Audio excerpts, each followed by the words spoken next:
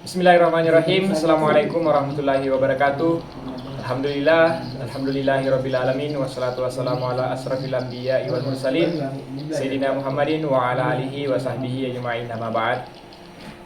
Alhamdulillah, pertama-tama marilah kita bersama-sama memanjatkan puji dan syukur hadirat Allah Subhanahu wa taala. Begitupun juga salawat serta salam tak lupa kita curahkan kepada Nabi junjungan kita baginda Rasulullah Muhammad sallallahu alaihi wasallam. Pertama-tama, perkenalkan, nama saya Alminsyah dari Fakultas Tarbiyah dan Keguruan Prodi Pendidikan Agama Islam kelas PAI 5D. Nah, langsung saja di sini saya akan menjelaskan materi terkait konsep demokrasi, konsep korupsi, HAM, dan social society. Nah, yang pertama ingin saya bahas dalam kesempatan kali ini yaitu terkait pembahasan tentang konsep demokrasi. Nah, perlu kita pahami bersama bahwa demokrasi dan kebebasan sering diasumsikan sebagai dua hal yang tidak bisa dipisahkan atau istilah lain adalah satu paket. Nah, mendapatkan kata demokrasi pasti mendapatkan pula kata kebebasan. Pada sisi yang lain, demokrasi merupakan kebebasan yang terkadang masih kita temui banyak persoalan dalam pelaksanaannya, terutama yang berkaitan dengan kebebasan warga negara.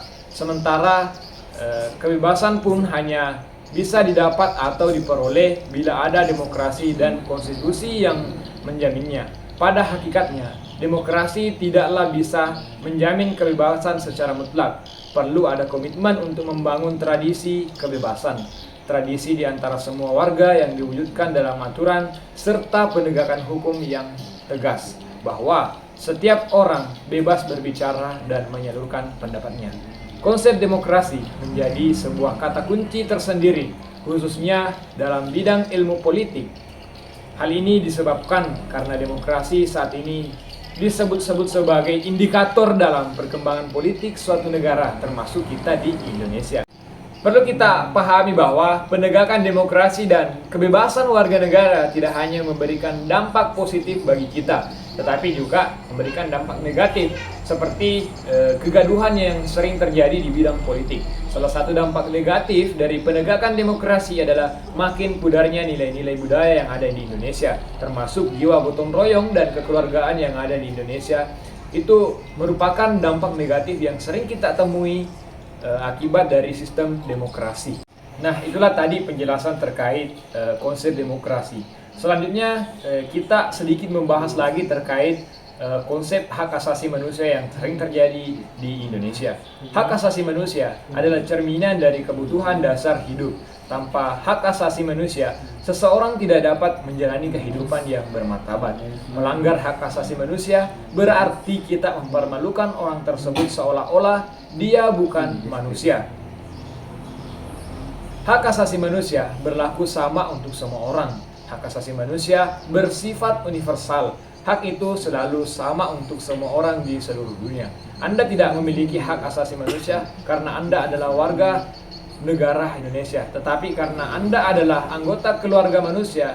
Ini juga berarti bahwa anak-anak dan orang dewasa memiliki hak asasi manusia. Jadi terkait hak asasi manusia, kita sebagai warga Indonesia yang notabene-nya kita hidup dalam kalangan atau lingkungan manusia, tentu kita perlu memperhatikan yang namanya hak asasi manusia. Selain memperhatikan, kita juga perlu menjaga hak asasi manusia untuk kehidupan berbangsa dan bernegara. Nah, itulah tadi penjelasan terkait hak asasi manusia.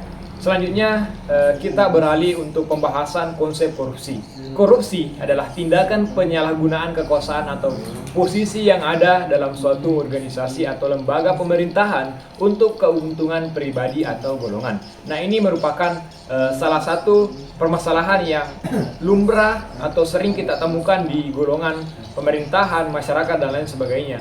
Tentu seringkali dengan melibatkan transaksi ilegal atau suap. Korupsi bisa mencakup berbagai praktik seperti suap, nepotisme, kolusi, dan pecah amanah. Nah, itulah tadi beberapa macam korupsi. Terkait penjelasannya, korupsi ada istilah korupsi birokrasi. Nah, istilah birokrasi ini terjadi di dalam instansi pemerintahan atau birokrasi di mana pejabat memanfaatkan jabatannya untuk mendapatkan keuntungan pribadi. Nah, selain birokrasi ada juga orang korupsi melalui istilah suap. Suap ini merupakan korupsi melibatkan pemberian atau penerimaan uang, bahkan barang atau jasa sebagai imbalan untuk tindakan yang tidak seharusnya dilakukan atau tidak dilakukan. Selain suap, ada juga istilah nepotisme. Nepotisme ini sering juga kita temukan di kalangan pemerintahan, di mana nepotisme merupakan praktik pemberian posisi atau keuntungan, atau istilah lain adalah jabatan kepada keluarga atau teman-teman tanpa mempertimbangkan kualifikasi atau kompetensi dari orang yang telah kita berikan jabatan atau peluang. Selanjutnya ada istilah kolusi. Kolusi ini merupakan kerjasama ilegal antara pihak swasta dan pemerintah untuk mempengaruhi keputusan atau kebijakan demi keuntungan bersama.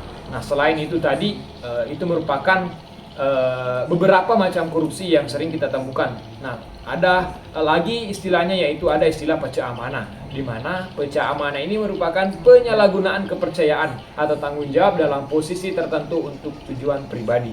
Nah, itulah tadi beberapa macam korupsi yang sering kita temukan di kalangan masyarakat. Pesan saya, mudah-mudahan kita semuanya terjauh dari sifat yang akan membawa kita untuk mendekati yang namanya korupsi. Nah, itulah tadi sedikit penjelasan terkait materi yang berkaitan dengan korupsi. Selanjutnya kita beralih untuk materi selanjutnya, yaitu civil society.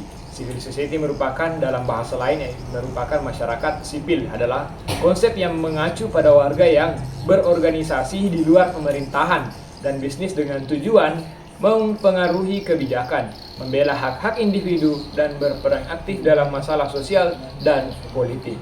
Konsep materi masyarakat sipil mencakup berbagai elemen. Yang pertama, ada istilah organisasi non-pemerintahan. Kemudian yang kedua, ada istilah gerakan sosial. Yang ketiga, organisasi keagamaan dan sosial. Yang keempat, kelompok kepentingan. Yang kelima, media independen. Yang keenam, aktivisme. Yang ketujuh, partisipan publik. Kemudian yang kedelapan adalah pengawasan pemerintah. Nah, itulah beberapa elemen-elemen yang berperan aktif dalam social society atau istilah masyarakat sipil. Nah, mungkin cukup sekian yang sempat saya sampaikan. Mudah-mudahan materi yang saya sampaikan tadi mampu dan dapat bermanfaat bagi kita semuanya, terutama saya pribadi. Kalau ada kesalahan dan kehilafan, agar kiranya dimaafkan. Saya akhiri dengan ucapan wallahul muwaffiq ila aqwamit thoriq wabillahi taufiq. Assalamualaikum warahmatullahi wabarakatuh.